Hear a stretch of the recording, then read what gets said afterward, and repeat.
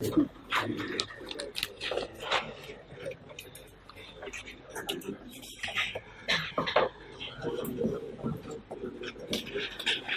पहले ग्रिड पे ही हूं, उसमें चैप्टर ओवरहेड्स, आईकेप के बुक का रेफरेंस लिखा करूंगा तो वो चैप्टर 3। क्या जी? यार अभी तो जवाब दिया मैंने उस बंदे को, तुम बाकियों की बात भी सुना करो ना। एमसीक्यूज कॉस्ट में नहीं होते।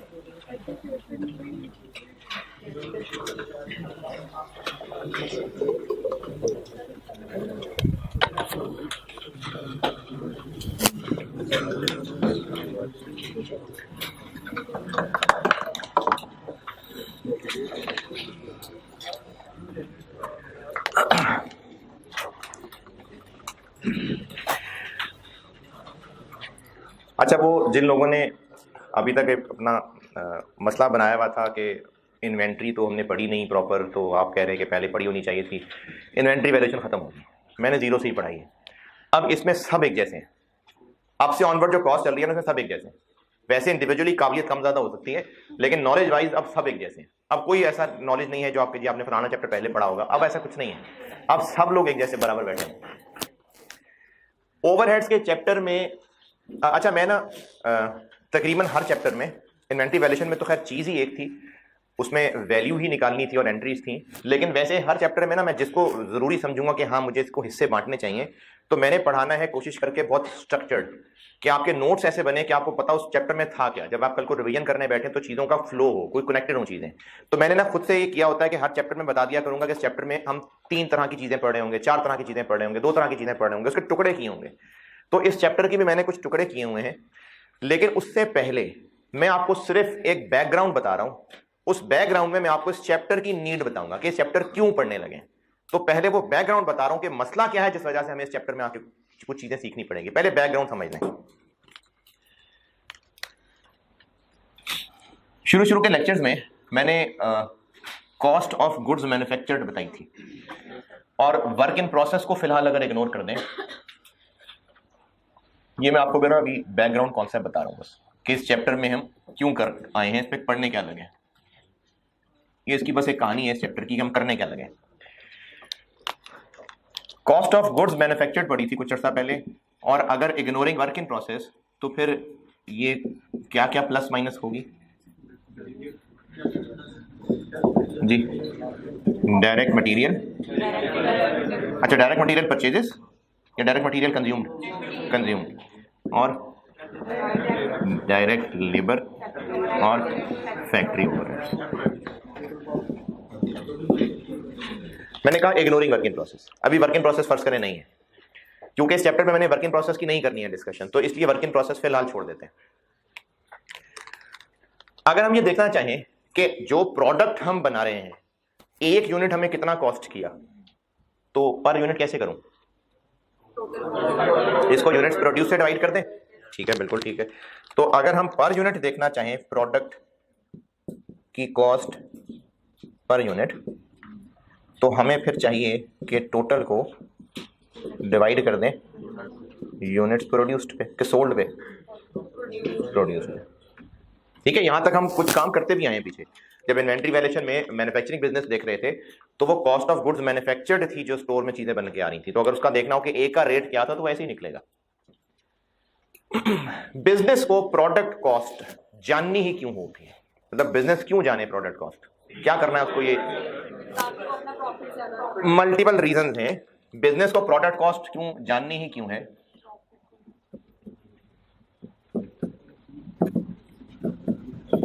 प्रोडक्ट कॉस्ट की मतलब जो फिनिश गुड्स बना रहे हैं प्रोडक्ट, वो हमें कितना कॉस्ट कर रहा है, तो हमें ये जानना ही क्यों है? हमें जानना है क्योंकि हमने सेल प्राइस निकालनी है, हमें प्राइसिंग डिसीजन करने हैं। देखिए, हमें अगर प्राइस सेट करनी है तो पता तो हो कि कितनी प्राइस सेट करें। अगर मैं यही नहीं पता कि एक यूनिट हमें कॉस्ट कितना करता है तो फिर हम कैसे प्राइस निकालेंगे? और प्रोडक्ट कॉस्ट क्यों जाननी हो सकती है? अभी एक चैप्टर पढ़ के आए हैं, अभी एक चैप्टर पढ़ के आए हैं यार, इन्वेंट्री की वैल्यू करने के लिए भाई यार, अभी पढ़ के आए हैं।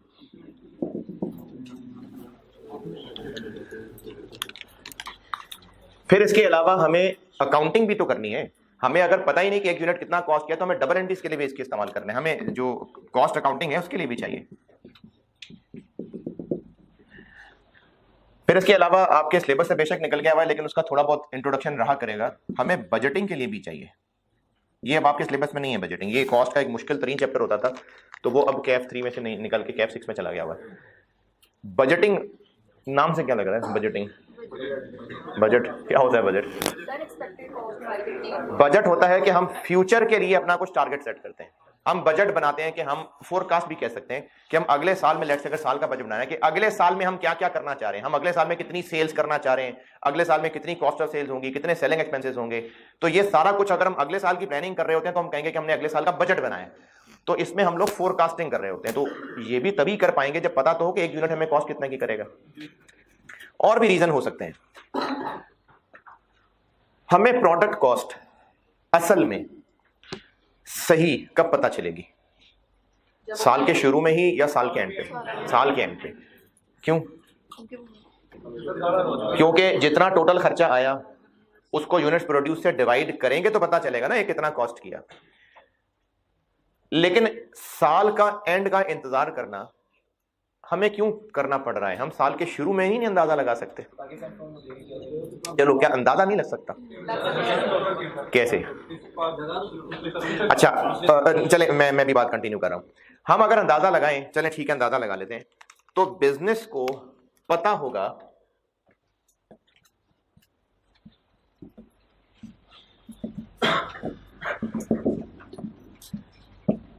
कि एक यूनिट बनाने के लिए कितने रुपए का मटेरियल लगना चाहिए। ये शुरू में ही पता होगा या एक्चुअली लगेगा तो ही पता चलेगा? शुरू में पता होना चाहिए। हाँ, हो सकता है कोई रेट आगे पीछे हो जाए, हो सकता है कि मार्केट में जब खरीदने जाएं तो रेट थोड़ा सा बढ़ गया हो, लेकिन करीब करीब अंदाजे जरूर लगा सकते हैं। तो एक यूनिट में डायरेक्ट मटेरियल कितने का लगना चाहिए ये हमें बात पता होनी चाहिए। ये ऐसी खुद से मिसाल फिगर दे रहा हूं, तभी तो उसको डायरेक्ट कहते हैं। ये पता होना चाहिए कि एक यूनिट बनाने के लिए लेबर कितनी लगनी चाहिए, तभी तो उसको डायरेक्ट कहते हैं। हमने लोगों को हायर करके उनको हम ही ने तो कहना है कि हम तुम्हें एक शर्ट सीने के 300 रुपए देंगे, तो उसको डायरेक्ट कह ही इसलिए रहे हैं कि एक यूनिट बनाने के वर्कर कितने पैसे देगा, तभी तो उसको डायरेक्ट कह रहे हैं। तो हमें साल के शुरू में भी डायरेक्ट मटेरियल पर यूनिट और डायरेक्ट लेबर पर यूनिट पता लग सकता है। लेकिन मामला जब रह गया ना एफओएच का, तो एफओएच वेरिएबल भी होते हैं, फिक्स भी होते हैं। हम किसी हद तक टूटा फूटा ये तो कह सकते हैं कि मशीन की पावर, फ्यूल, इनडायरेक्ट मटेरियल, जो वेरिएबल चीजें हैं, ये एक यूनिट बनाने में कितनी लगेंगी, रफली कुछ कह सकते हैं। लेकिन रेंट एक यूनिट बनाने में कितना लगेगा?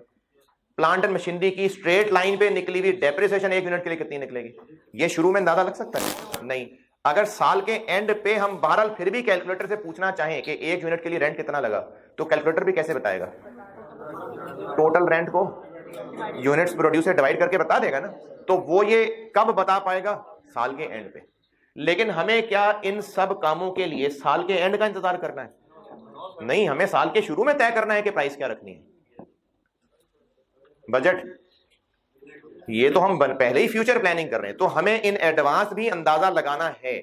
हमें यह जानना पड़ेगा कि एक प्रोडक्ट का यूनिट कितना कॉस्ट कर रहा है। इसमें मुश्किल किस वजह से आ रही होगी? ओवरहेड्स की वजह से। ये मुश्किल चीज हो जाएगी, और उसमें भी ज्यादा मसला फिक्स की वजह से होगा, किसी हद तक वेरिएबल की वजह से भी हो सकता है, ज्यादा मसला फिक्स की वजह से। क्या हम साल के शुरू में ये कह सकते हैं कि एक यूनिट बनाने में कितना रेंट लगता है? नहीं ना। तो हमें असल में पर यूनिट कॉस्ट निकालने के लिए, जानने के लिए साल के एंड का वेट करना पड़ेगा। लेकिन हम साल के एंड का वेट नहीं कर सकते, हमें अभी सेल प्राइस तय करनी है। तो अब मसला ये आ गया कि हमारा इसके ऊपर एक सवालिया निशान लग गया, क्योंकि हम साल के एंड पे कैसे देखेंगे एक यूनिट के लिए कितना रेंट आएगा। तो इस मसले का कोई हल करना पड़ेगा ना, वो हल इस चैप्टर में सीखना है। यानी हमने इस चैप्टर के अंदर जो मेन चीज डिस्कस करनी है वो ये है कि जब हम प्रोडक्ट कॉस्ट पर यूनिट जानना चाहते हैं तो उसमें हम ओवरहेड्स भी देखें, प्रोडक्ट की कॉस्ट का हिस्सा तो है ना, cost of goods manufactured, factory के सारे खर्चे हैं, डायरेक्ट मटेरियल भी है, डायरेक्ट लेबर भी है और एफओएच भी है, तो वो प्रोडक्ट का हिस्सा है। लेकिन हम साल के एंड का इंतजार करते हैं तो एक्चुअल पता चल जाता, लेकिन अगर हमें साल के शुरू में जानना है तो हम उसमें अंदाजे लगाएंगे, लेकिन इनके बारे में अंदाजे लगाने में कुछ मुश्किल हो रही होगी। तो इस मुश्किल का हल हमने इस चैप्टर में डिस्कस करना है। तो इस चैप्टर में हम लोगों ने मेनली ओवरहेड्स डिस्कस करने हैं। ये इस चैप्टर की कहानी। अगर कुछ लिखना चाहें तो मर्जी है, ना लिखना चाहें तो कोई बात नहीं। ओवरहेड्स को हम ऑफिशियली शुरू करते हैं अब।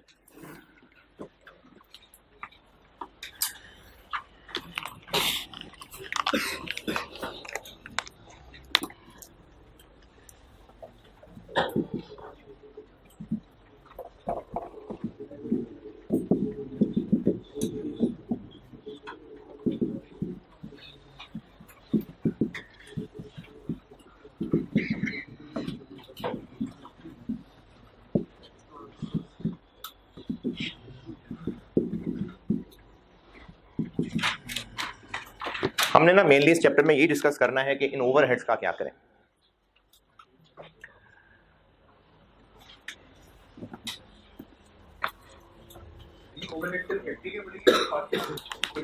प्रोडक्शन कॉस्ट की बात कर रहे हैं, प्रोडक्शन तो फैक्ट्री की है ना।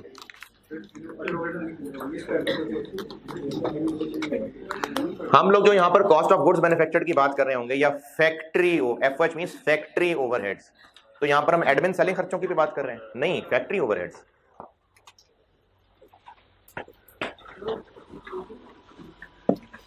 इंक्लूजन ऑफ किधर है, कौन है, कहाँ है? जी जी, स्ट्रेट लाइन मेथड है, हाँ।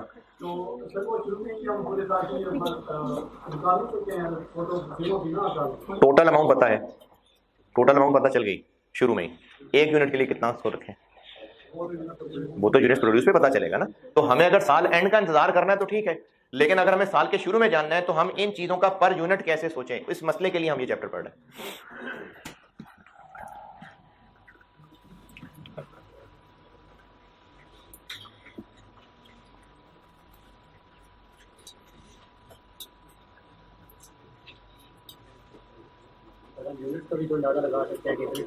वो भी चैप्टर में देखेंगे ये अंदाजे।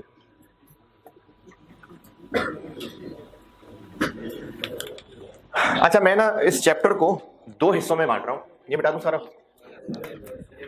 मैं इस चैप्टर को दो हिस्सों में बांट रहा हूं, उससे फिर समझने में आसानी होगी।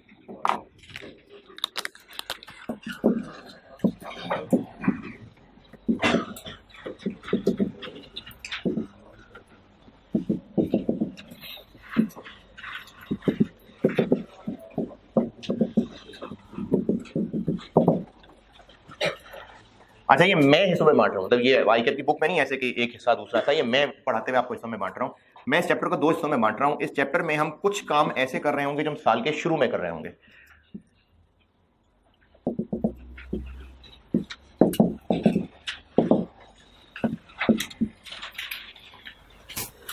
इस चैप्टर में कुछ कैलकुलेशन हम साल के शुरू में कर रहे होंगे और कुछ कैलकुलेशन हैं जो हम साल के एंड पे जाके कर रहे होंगे।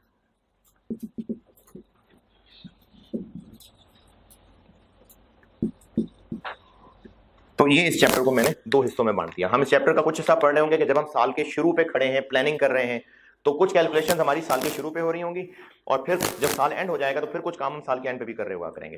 तो ये मैं इस चैप्टर को इस तरह दो हिस्सों में बांट के पढ़ा रहा हूँ जी। जब ये पढ़ लेंगे ना तो इसको पढ़ते हुए ईयर एंड के काम भी कुछ हो रहे होंगे और उन सवालों में हमें ये वाला काम भी दोबारा करना, मतलब मिक्सचर भी हो रहा होगा।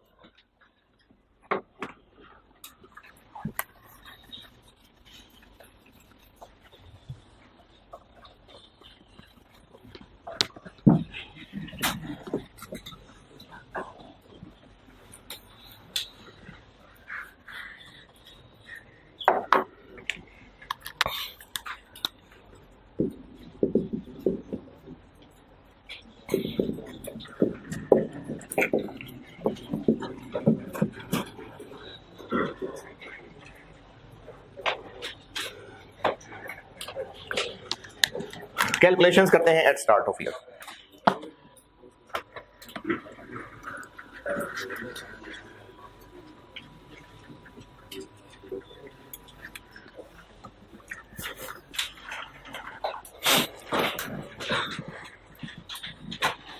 एफओएच में फिक्स भी होते हैं, वेरिएबल भी होते हैं। अच्छा, जिस चैप्टर में मुझे इनको फिक्स्ड और वेरिएबल को अलग करने की जरूरत होगी ना तब करूंगा, इस चैप्टर में नहीं है। इस चैप्टर में हम एफओएच बस एफओएच लेके चल रहे होंगे। इस चैप्टर में फिक्स्ड वेरिएबल को तोड़ने की नहीं है जरूरत। साल के शुरू में एक रेट कैलकुलेट किया जाता है, उसको कहते हैं ओवरहेड एब्जॉर्प्शन रेट, जिसको मैं प्यार से OAR कहा करूंगा, ओवरहेड एब्जॉर्प्शन रेट।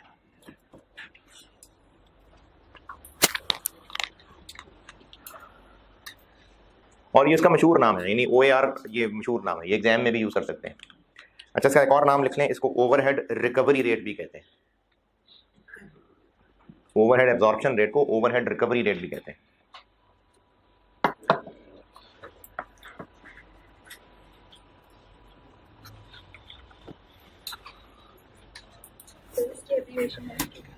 ये ज्यादा यूज होता है।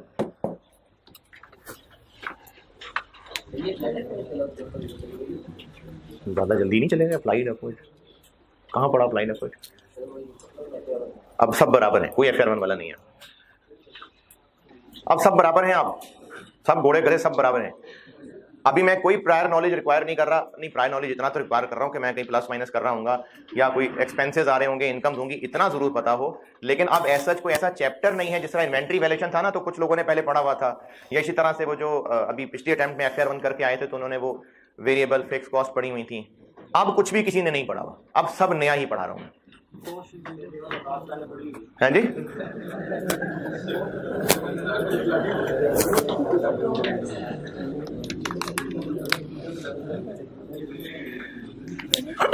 ओवरहेड एब्जॉर्प्शन रेट OAR,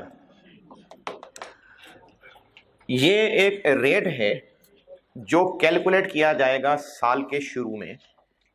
और इसकी कैलकुलेशन की रीजन ये होगी कि हम प्रोडक्ट कॉस्ट जानना चाहेंगे, और सिर्फ प्रोडक्ट कॉस्ट जानना रीजन नहीं होगी, और भी रीजन होंगे। It is a pre determined rate जो कि साल के शुरू, प्री डिटरमिन्ड इसको इसलिए कहते हैं कि साल के शुरू पे कैलकुलेट हो रहा है, calculated at start of year. ये साल के शुरू में कैलकुलेट हो रहा है।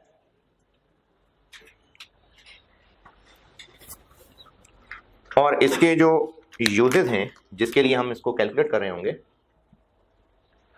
एक तो जो मैंने बात ही यहां से शुरू की थी, एक तो इसका इस्तेमाल होगा, हम प्रोडक्ट कॉस्ट जानना चाहेंगे, प्रोडक्ट कॉस्ट में इस्तेमाल होगा। फिर आगे चल के हमने कुछ चीजें पढ़नी है, वेरिएंस एनालिसिस, वहां इसका इस्तेमाल होगा। ये भी एक चैप्टर है, आगे पढ़ना चल के। फिर इसके अलावा हमने डिसीजन मेकिंग पढ़नी है, वहां पर इसका इस्तेमाल होगा जाके। फिर हमने अभी नहीं, लेकिन बहरहाल कैफ 6 तक कभी ना कभी पहुंचेंगे तब पढ़नी होगी, बजटिंग में इसका इस्तेमाल होगा। तो इसका यूज होता है। मेन मैंने अभी इस वक्त जो फोकस किया हुआ है वो स्ट्रिक किया हुआ है।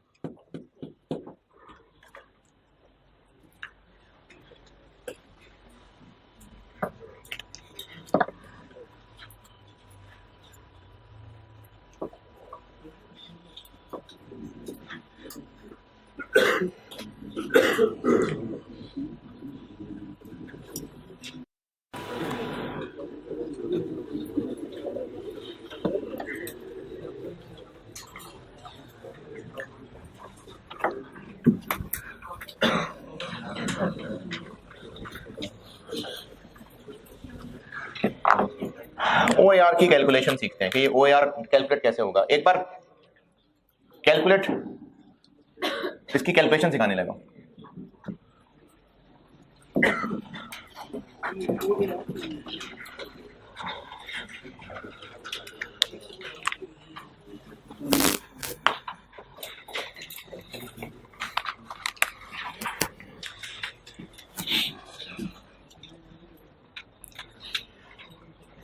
सर जी,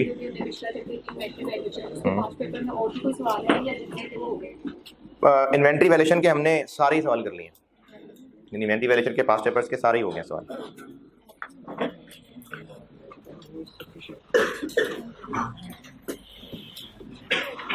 OAR का फार्मूला लिखने से पहले मैं आपको इसका इस्तेमाल बताता हूं ताकि ना फिर उसके फार्मूले समझने में आसानी होगी। अगर एक बिजनेस जो कि टूर ऑपरेटर यानी उनकी टूर ऑपरेटर लोकल उसकी बसेस हैं, कोस्टर्स हैं, तो वो कोस्टर किराए पे देते हैं और वो फिर नॉर्दर्न एरियाज में या ट्रैवल में इस्तेमाल होती हैं।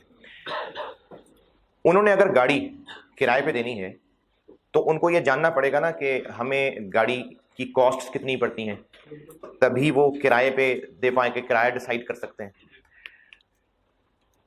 गाड़ी की मेन कॉस्ट, गाड़ी की जो मेन एक्टिविटी है वो उस गाड़ी का चलना है, किलोमीटर्स। तो अगर उन्होंने ये सोचना होगा कि हम फलाने कस्टमर को कितने पैसे चार्ज करें, तो इनको पहले खुद भी पता होगा कि हमें कितनी कॉस्ट पड़ रही है। तो इस गाड़ी वाले बिजनेस को अपनी सारी कॉस्ट्स कुछ पर किलोमीटर की शक्ल में निकाल लेनी चाहिए ना। क्या फायदा होगा इससे कि एक पार्टी जिसने कहा हमें गाड़ी किराए पे चाहिए, अच्छा जी क्यों चाहिए, हमने ना यहाँ से जो है वो नारायण कागन जाना है, फिर वहां से 4 दिन बाद हम फलानी जगह जाएंगे, फिर लेके आएंगे। अच्छा, उस सारे में हम काउंट करेंगे कि इसमें कितने किलोमीटर लग रहे होंगे। तो हमें अगर अपने सारे खर्चे पर किलोमीटर निकाल के रखे हुए हैं तो उसका हम क्या इस्तेमाल कर रहे होंगे। लेट से हमने कहा हमें 1 किलोमीटर गाड़ी जो चलानी है वो 2000 रुपये कॉस्ट करती है, तो अब हम क्या करेंगे इसका इस्तेमाल, हम देखेंगे कि इस कस्टमर ने जो गाड़ी लेके जानी है वो कितने किलोमीटर चलाएगा। वो 2000 किलोमीटर 2000 रुपए के हिसाब से अगर हमें लगता है कि उसने गाड़ी 1500 किलोमीटर यूज करनी है, तो हम ये अंदाजा लगा सकेंगे ना कि हमारी टोटल कॉस्ट कितनी पड़ेगी। इसके बाद फिर हम उसको प्राइस बता देंगे कि कितना किराया लेना है। तो हमें इस गाड़ी के खर्चों की प्रोजेक्शन करने के लिए कोई एक रेट चाहिए। अब वो रेट पर किस चीज पे निकला हुआ, ये डिपेंड करता है नेचर क्या है। जैसे इस मिसाल में ये रेट किस पे निकला हुआ है, पर किलोमीटर। अच्छा चलिए और मिसाल देता हूं। अगर एक कॉलेज बिजनेस ने अपने खर्चे प्रोजेक्ट करने हैं कि सेशन में खर्चे कितने होंगे, और वो ये खर्चे प्रोजेक्ट करते हुए एसी के खर्चे की बात कर लेते हैं। एसी के खर्चे प्रोजेक्ट करने के लिए कि एसी का बिल कितना आएगा, इनको कोई एक रेट निकाल के रखना पड़ेगा और फिर देखेंगे अच्छा अगर टोटल इतना काम होगा तो एसी का खर्चा कितना होगा। आपको क्या बेहतर लगता है कि इस एसी के खर्चे को किस चीज से लिंक किया जाए जिसके पर पे वो इसको नंबर ऑफ स्टूडेंट से लिंक करना चाहिए या नंबर ऑफ आवर्स से? नंबर ऑफ आवर्स से, क्योंकि स्टूडेंट अगर 40 बैठे हैं या 45 बैठे हैं, 50 बैठे हैं, क्लास 1.5 घंटे की है, तो एसी ने 1.5 घंटे चलना है। तो इसलिए एसी का खर्चा अगर कल को टोटल प्रोजेक्ट करना होगा तो उसके लिए एक रेट निकाल के रखना पड़ेगा ना। तो वो रेट पर किस पे होना चाहिए, आवर्स, क्योंकि एसी को ज्यादा बेहतर आवर्स से लिंक किया जा सकता है। ये मिसाल है, कुछ समझा पा रहा हूं? और मिसाल लेते हैं। कॉलेज ने ये जो आप लोगों को मैंने कॉपीज दी सॉल्यूशन की या टेस्ट हो रहे होते हैं, तो ये कॉलेज को प्रिंटिंग का, फोटोकॉपिंग का खर्चा पड़ रहा है। तो अगर कॉलेज ने प्रोजेक्शन करनी है कि हमें अगले सेशन में कितना प्रिंटिंग का, फोटोकॉपिंग का खर्चा पड़ेगा, तो इसका भी तो कोई रेट निकाल के रखा हो ना। फोटोकॉपीज का, प्रिंटिंग का खर्चा किस एक्टिविटी से ज्यादा बेहतर रिलेट हो रहा है? नंबर ऑफ स्टूडेंट, या चले और कम कर लें, नंबर ऑफ पेज। तो नंबर ऑफ पेज का खर्चा एक बार पता चल जाए तो फिर टोटल सेशन की प्रोजेक्शन हो सकती है। जैसे अगर कॉलेज ये फैसला कर ले कि हमें पर पेज लेट से 2 रुपए कॉस्ट करने हैं, तो अगले सेशन के लिए टोटल खर्चा कैसे कैलकुलेट करें? हम देखें कि अगले सेशन में टोटल कितने पेजेस स्टूडेंट्स को देने पड़ेंगे। हाँ, उसकी मजीद डिटेल हो सकती है कि एक स्टूडेंट को 10 पेजेस देने पड़ेंगे और टोटल 400 स्टूडेंट्स होंगे, तो मतलब 4000 पेजेस देने पड़ेंगे। तो हम अगर किसी भी खर्चे की प्रोजेक्शन करना चाह रहे हैं तो उसका कोई ना कोई रेट निकाल के रखा होना चाहिए ना। अब क्या हर किस्म के खर्चे का रेट पर किलोमीटर ही होगा? नहीं, 3 मिसालें दे दी मैंने आपको। एक की पर किलोमीटर मिसाल दी है, एक की पर आवर मिसाल दी है, एक की पर पेज मिसाल दी है। इसी तरह से अगर बिजनेस ने अपने वर्कर्स को सैलरी वगैरह के अलावा खाने की फैसिलिटी भी देनी होती है प्रोडक्शन वर्कर्स को, तो बिजनेस के लिए इस खाने के खर्चे का अगर प्रोजेक्शन करनी है तो इनको इसका कोई ना कोई तो रेट निकाल के रखना पड़ेगा। तो वो कौन सा ज्यादा बेहतर लिंक बनता है? Number of workers. यानी इनको रखना चाहिए फिर कि हमें एक बंदे को खाना खिलाना मील पर पर्सन कितना कॉस्ट करता है, ये रेट हो गया। तो इससे अगर टोटल प्रोजेक्शन करनी होगी कि फलाने साल में कितना खर्चा आएगा, तो कैसे करेंगे? इस रेट को नंबर ऑफ पर्सन से मल्टीप्लाई कर देंगे। तो ये जो हम OAR निकालना चाह रहे हैं ना, ये वो रेट है। और ये जरूरी नहीं है कि हर खर्चे का रेट पर पर्सन ही हो। हो सकता है किसी खर्चे का रेट पर आर हो, किसी खर्चे का रेट पर किलोमीटर हो, किसी खर्चे का रेट पर यूनिट हो। तो ये जो OAR है ये वो रेट है जो हम इसलिए कैलकुलेट करना चाह रहे हैं कि ताकि उस रेट को इस्तेमाल करके टोटल प्रोजेक्शंस की जा सकें। ओके, तो इसका मतलब इसका रेट पर किस पे निकालना है, वो कोई ना कोई बेस सोचनी पड़ेगी ना। तो उसके लिए फार्मूला होता है OAR का टोटल बजटेड खर्चे, टोटल बजटेड ओवरहेड्स, और ओवरहेड या FOH, चलो FOH डिवाइडेड बाय, हम इसका जिस बेस से रिलेशन रखना चाह रहे हैं, डिवाइडेड बाय उसके budgeted units, total budgeted units of base. जी, बजटेड का मतलब एस्टीमेट, क्योंकि हम साल के शुरू में रेट निकालना चाह रहे हैं ना। अभी जो मैंने मिसालें दी, अगर बिजनेस गाड़ी के खर्चों को पर किलोमीटर जानना चाह रहा है तो फॉर द ईयर 2022 ये रेट कैसे कैलकुलेट करें। 2022 में हमारे टोटल खर्चे कितने होंगे अंदाजन, और टोटल कितने किलोमीटर चल लेगी, तो इससे रेट पर किलोमीटर निकल आएगा। इसी तरह कॉलेज सोचे कि टोटल साल में कितने खर्चे होंगे डिवाइडेड बाय टोटल कितने पेजेस देने पड़ेंगे, तो रेट पर पेज निकल आएगा। अगर देखना चाहें कि टोटल AC का खर्चा कितना होगा अंदाजन और कितने आवर्स चलेगा अंदाजन, तो रेट पर आवर निकल आएगा। अगर लोगों के खाने का देखना हो तो टोटल कितना खाने का खर्चा होगा डिवाइडेड बाय तकरीबन टोटल कितने लोगों को खाना खिलाना होगा, तो रेट पर पर्सन निकल आएगा। तो हमने जो OAR यानी रेट निकालना है, अच्छा निकालना क्यों है रेट, इसको इस्तेमाल करके हमने मुख्तलिफ प्रोजेक्शंस में इस्तेमाल करना है, और इस रेट से टोटल तक कल को कैसे पहुंचा करेंगे, मल्टीप्लाई कर दिया करेंगे जिसपे हमने अप्लाई करना है, जिसपे अप्लाई करना है। अच्छा, इस रेट को किसी ना किसी बेस से लिंक किया जा रहा है ना, तो इसलिए जिस बेस से लिंक किया जा रहा है उसके यूनिट्स नीचे और टोटल खर्चे ऊपर। इसका जो आंसर आया करेगा वो OAR होता है। अगली क्लास में इंशाल्लाह यहां से आगे बढ़ाते हैं। अल्लाह हाफ़िज़।